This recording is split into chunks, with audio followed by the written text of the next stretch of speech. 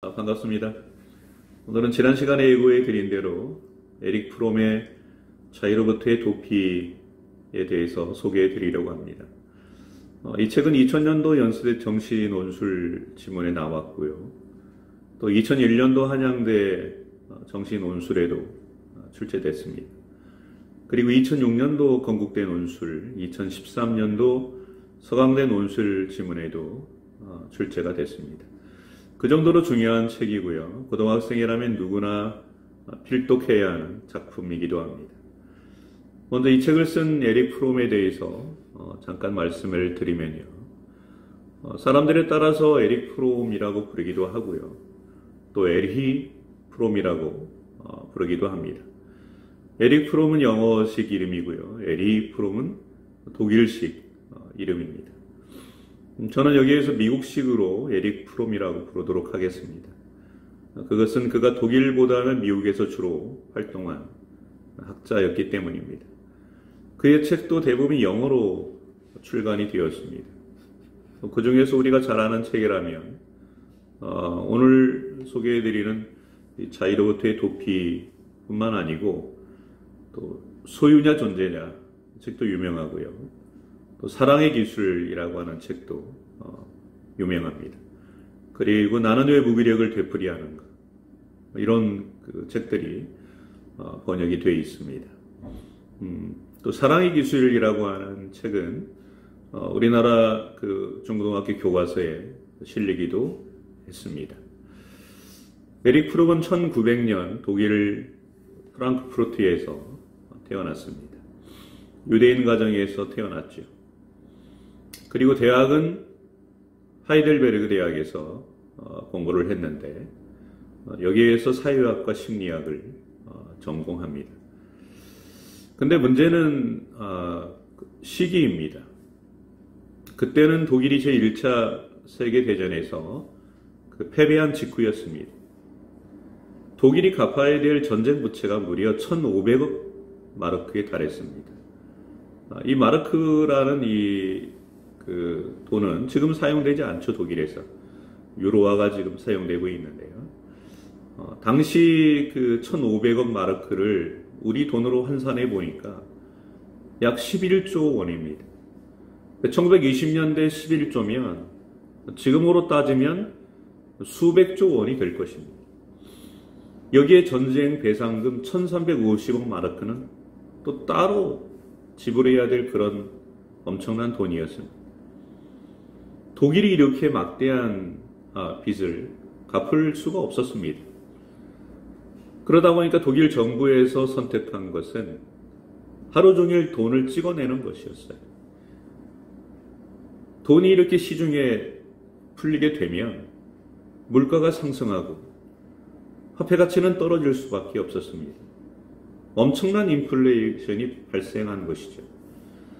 1923년의 물가 수준은 10년 전에 비해서 무려 10억 배에 달했다고 합니다. 거리에는 빤 한 조각을 사기 위해서 수레에 돈을 가득 싣고 다니는 사람들로 넘쳐났고 주부들은 그 지폐를 벽지나 땔감으로 사용을 했습니다.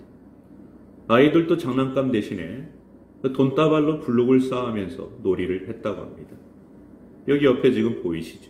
이 그림처럼 말이에요. 자, 이러한 시간들이 계속되니까 독일인들의 분노가 폭발 직전이었습니다. 그들은 연합국은 물론이고 독일 정부에 대해서도 또 대기업 또 당시에 돈 많은 부자였던 유대인들에 대해서 그들은 분노했습니다. 그러는 사이에 정치권에는 새로운 인물이 등장했습니다. 그가 바로 세계 2차 대전의 주범이고 600만 명이 넘는 유대인들을 학살한 히틀러였습니다. 프롬도 히틀러의 이 탄압을 피해서 1933년 미국으로 망명을 합니다. 프롬은 2차 세계대전이 끝난 후에도 독일로 돌아가지 않고 미국에 남아서 집필활동을 계속합니다. 이 자유로부터의 도피는 1941년도에 나왔는데요. 프롬이 젊은 시절 독일에서 직접 체험한 인간 심리를 통해서 민주주의 체제에서 어떻게 파시즘이 태어나고 지지를 얻는지를 분석했습니다.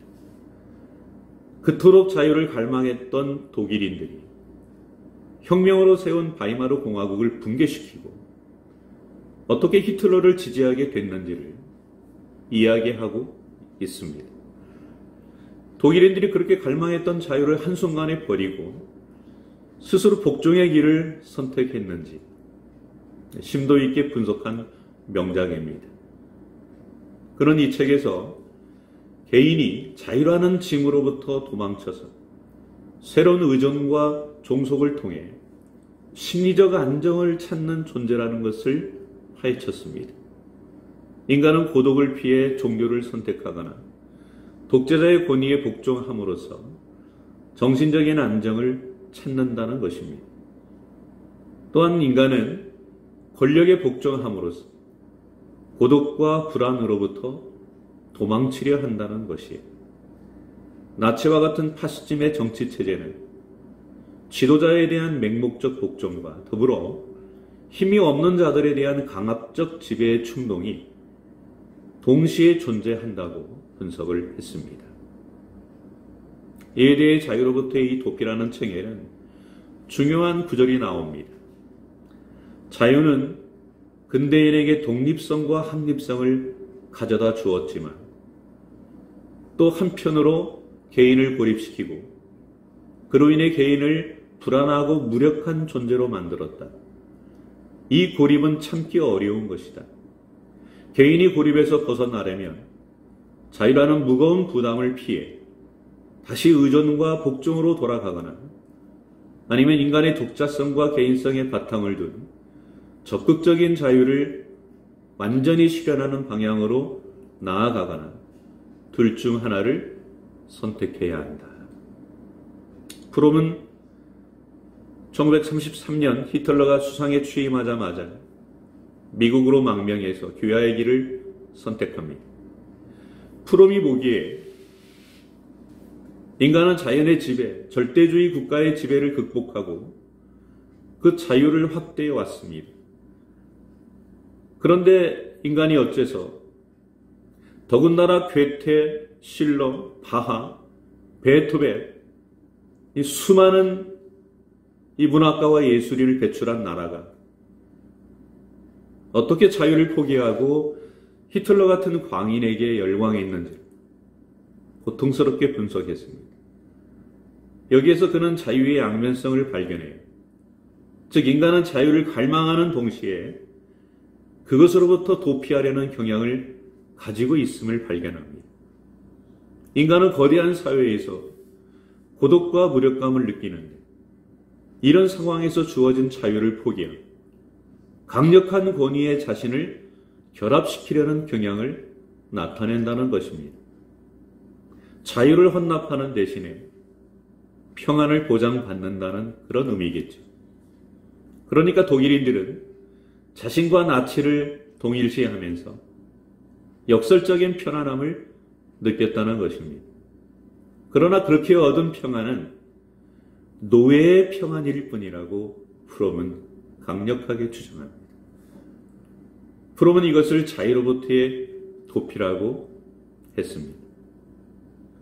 이문열 씨가 쓴 우리들의 일그러진 영웅이라는 책에도 보면 이와 비슷한 이야기가 나와요.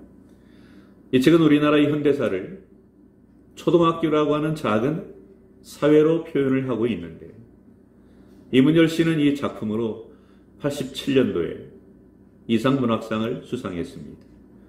당시 심사위원들은 선정 이유에서 이 상이 살아있어서 이 작품을 접하더라도 높은 평가를 아끼지 않았을 것이라고 극찬을 했다고 합니다.